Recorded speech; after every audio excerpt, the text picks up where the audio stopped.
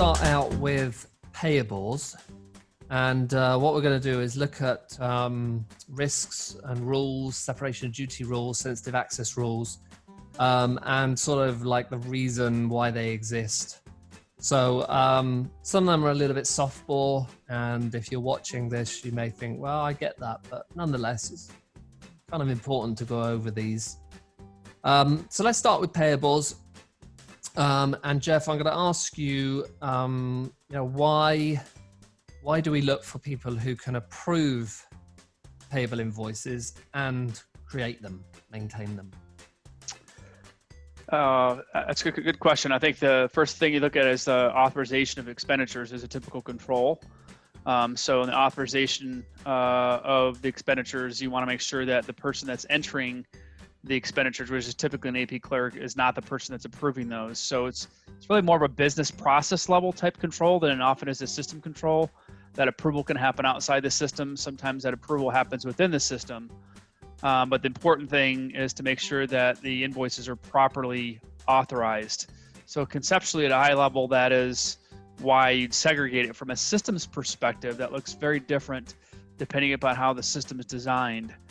It could be that there is a workflow approval process within the system. So you have an AP clerk entering it, and then you have a workflow process that kicks off and approves that invoice.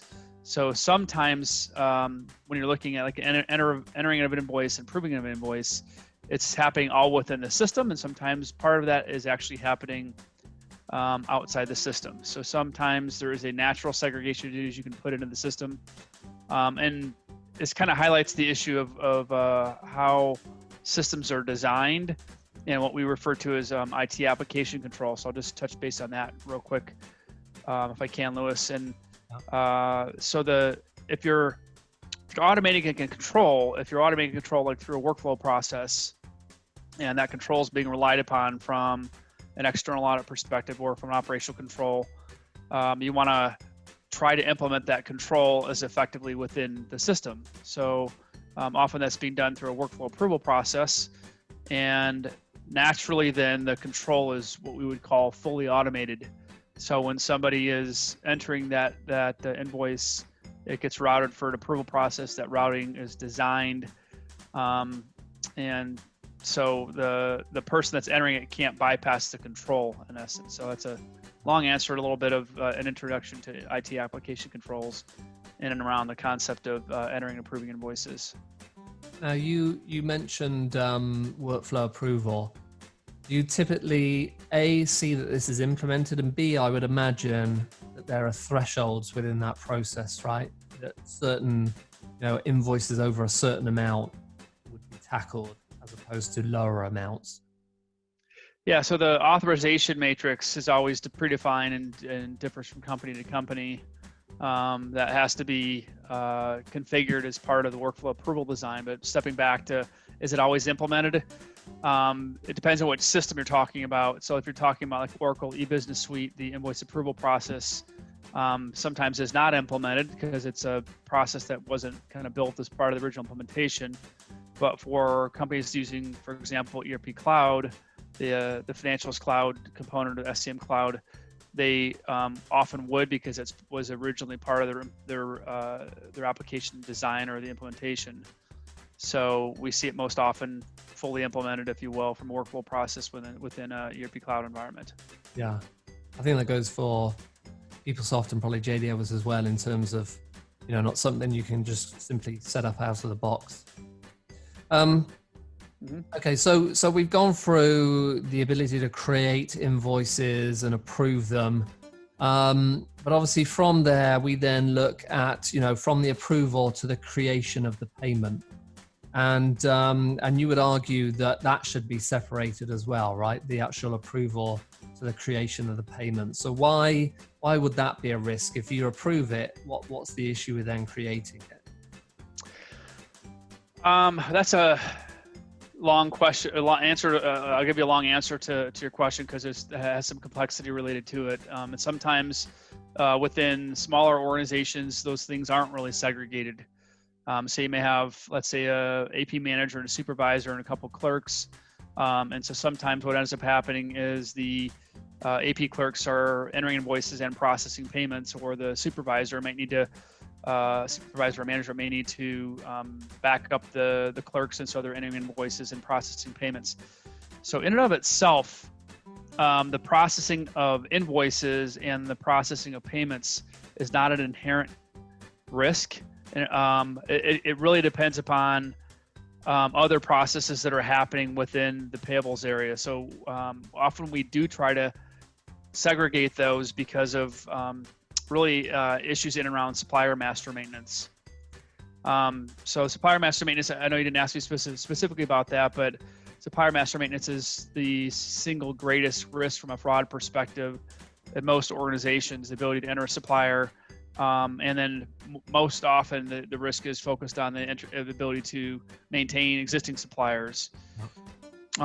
So what we like to do, this is kind of a complex control design, but what we like to do is have the people that are processing payments validate that the supplier entry was complete and accurate. So in essence, the setting up of a new supplier or the maintenance of an existing supplier happens prior to the processing of payments.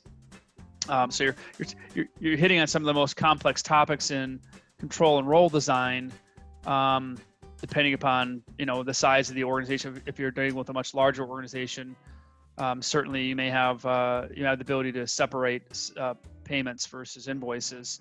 Yeah. But again, that's one of those issues. You have to have the right controls in place if you're going to have the things combined. But this is the nature and challenge of segregation of duties. Yeah. And so, you bring in suppliers. You would also argue, and this is another rule that we see come up, that the ability to create suppliers and create payments should be segregated, right? Yeah. So that's one of the things we're often trying to do is get supplier master maintenance out of AP and purchasing altogether. It's really best belongs in a separate group.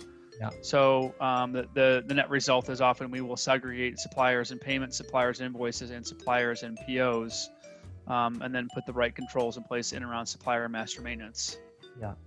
So when we talk about, because for some organizations, they separate the ability to create a supplier from approving that supplier. So arguably, just being able to create a supplier and create payments, if you can't approve the supplier, it's a bit of a false positive, right? Again, it's system dependent. You may have a system where the creation of a supplier would allow you to create a one-off payment. Yeah. So like, for example, you can do direct payments against suppliers in ERP Cloud. And so that would be a conflict of interest if they could set up a basically fictitious supplier and create a payment against that. And so that would be an example in ERP Cloud. In eBusiness Suite, you cannot process a payment unless there's an invoice entered. Right. So you would have to enter a supplier, have to enter an invoice related to the supplier, then process the payment if you want to kind of complete the fraud circle there. Yeah. Okay. So another rule would be the ability to create suppliers and create invoices, right? Yeah.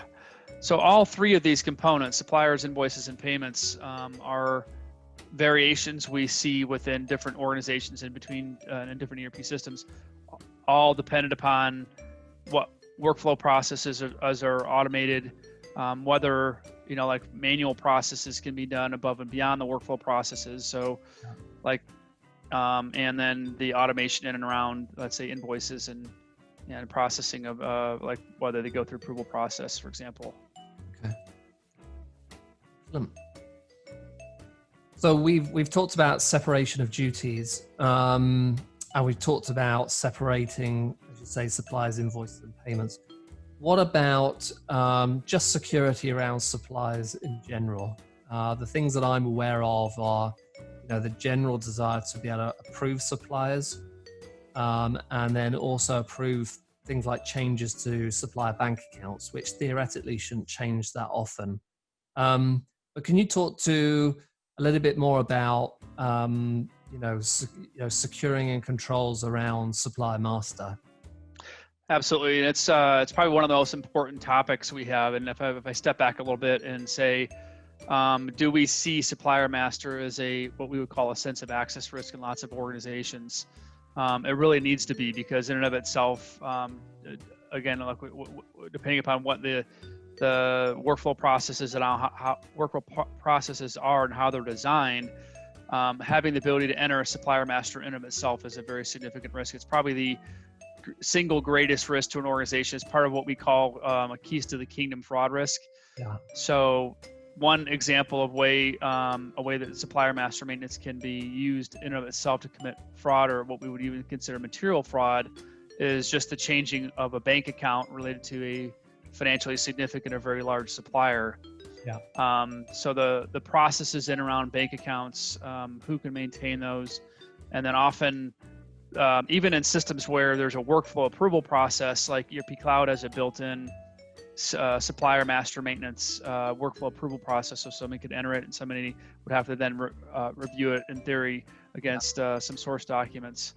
That becomes a risk, but there are cases where in certain systems you also have the ability to upload information via spreadsheets, which is certainly the case in ERP Cloud. That would either add a bank account or update a bank account. And in addition to potentially having the ability to enter a supplier without going through the workflow process, bypassing the workflow approval process. Yeah.